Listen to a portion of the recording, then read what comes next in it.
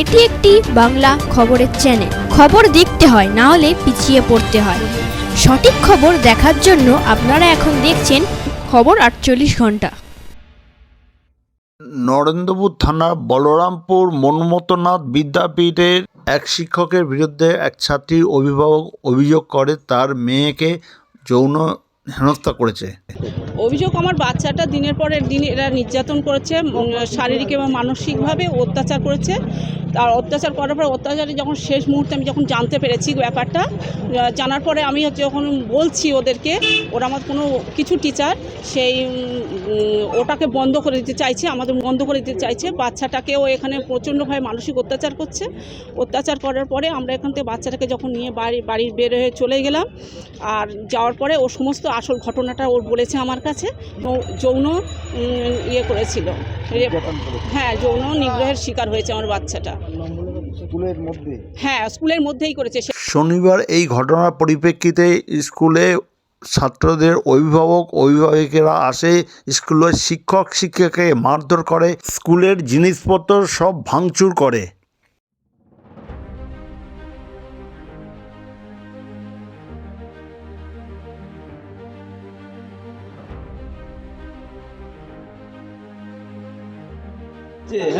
অসম্ভব জোরে বুকে ধাক্কা মেরে ফেলে দিয়েছিল ফোনটা, এবং এতই তীব্র শ্বাসকষ্ট হচ্ছিল, আমাকে বাড়ি থেকে ওষুধ দিয়ে গেছে।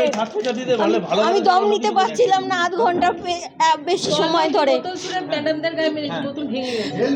বলছে তোদের ফোনগুলো শুধু বের কর ফোনগুলো আছাড় মেরে মেরে সারা ঘরে ফেলে দিয়েছে। ওর ফোন নিয়ে চলে গেছে, আমারটা আছাড় মেরে ভেঙে ফেলে। এই ঘটনার জন্য নরেন্দ্রপুর থানা পুলিশ দুজনকে গ্রেপ্তার করেছে রবিবার। তাদের নাম সোনু মণ্ডল ও মহেশ্বর নাড়ু। এই ব্যাপারে বারুইপুর জেলা পুলিশের এসপি কি বলছেন তা শুনুন। স্যার, ঘটনাটা নিয়ে কি বলবেন স্যার? স্কুলের যে ঘটনাটা ঘটেছে তদন্ত হচ্ছে, দুজনকে অ্যারেস্ট করা হয়েছে, তারপরে দেখছি আমরা। এফআইআর এর থাকা নাম এখনো কেউ দেখছি, ইনভেস্টিগেশন করে জানা যাবে। বিজেপি নেত্রী তথা বিধায়িকা অগ্নিমিত্র পল বলেন, এই পুরো ঘটনায় তৃণমূল কংগ্রেসের কর্মীরাই জড়িত আছে বলে। স্কুলের ভেতর ঢুকে ছেলে মেয়েদের সামনে তার টিচারকে মারা, এ তো আপনি কোনো শাস্তি পাবেন না। কারণ শাস্তিটা কারণ মা যেমন হয়, বাবা যেমন হয়, তার ছেলে মেয়ে তেমন হয়। আমাদের যে মুখ্যমন্ত্রী যিনি চালাচ্ছেন রাজ্যকে, তিনি সেরকম, তিনি দুষ্কৃতীদের আশকারা দেন, তিনি দুষ্কৃতীদের দরকার তার, কারণ এই যত কুকর্মগুলো করার জন্য তো তিনি দুষ্কৃতীদের ব্যবহার করেন। নরেন্দ্রপুর থানার বলরামপুর মন্মথনাথ বিদ্যালয়ের ঘটনাকে এলাকার বিধায়ক ফিরদৌসী বেগমকে সাংবাদিকরা জিজ্ঞেস করলেন, তিনি কী বলেছেন তা শুনুন একমাত্র খবর 48 ঘন্টার পর্দায়। কালী প্রতিকৃত পরিচালনায় বারুইপুর কল্যাণপুর অঞ্চলের মলয়চণ্ডীপুর গ্রামে দিশা প্রতিবন্ধী স্কুলে সরকার অনুমোদিত CWSN বিশেষ চাহিদা সম্পন্ন বালকদের ভর্তি করার ব্যবস্থা করা হয়েছে। এখানে 50টি বেডের অনুমোদন করা হয়েছে। স্পেশাল শিক্ষিকা দ্বারা speech therapy, music therapy, physiotherapy, play therapy, vocational ট্রেনিংয়ের ব্যবস্থা করা হয়েছে। এছাড়া থাকছে সুষম খাদ্য ও নিয়মিত চিকিৎসা ব্যবস্থা। আর দেরি কেন, বিশেষ চাহিদা সম্পন্ন বালকদের এই স্কুলে ভর্তি করার আহ্বান করা হচ্ছে। স্কুলের কর্তৃপক্ষ আপনার বাচ্চাকে সমাজে মূল স্রোতে ফিরিয়ে আনার অঙ্গীকার করছে। আমাদের ফোন নম্বর স্ক্রিনে দেওয়া আছে। পীরখালী প্রতিকৃত পরিচালনা দিশা প্রতিবন্ধী স্কুলে বারুইপুর ব্লকের কল্যাণপুর অঞ্চলে চণ্ডীপুর গ্রামে সরকার দ্বারা অনুমোদিত হয়েছে 50 বেডের CWSN বাচ্চাদের বয়েজ হোম। এখানে বাচ্চাদের যেমন নিয়মিত থাকার ব্যবস্থা থাকছে, speech therapy, occupation therapy, play therapy, vocational therapy, গান, নাচ, কোনো বিশেষ শিক্ষক শিক্ষিকা দ্বারা এগুলো করানো হবে। অন্যদিকে থাকছে তাদের সুচিকিৎসা ব্যবস্থা, সুষম খাদ্যের ব্যবস্থা। এখানে ভর্তি হতে গেলে কত টাকা লাগে? স্বল্প মূল্যে। মাসিক মাইনে এখানে থাকবে। আপনার নাম?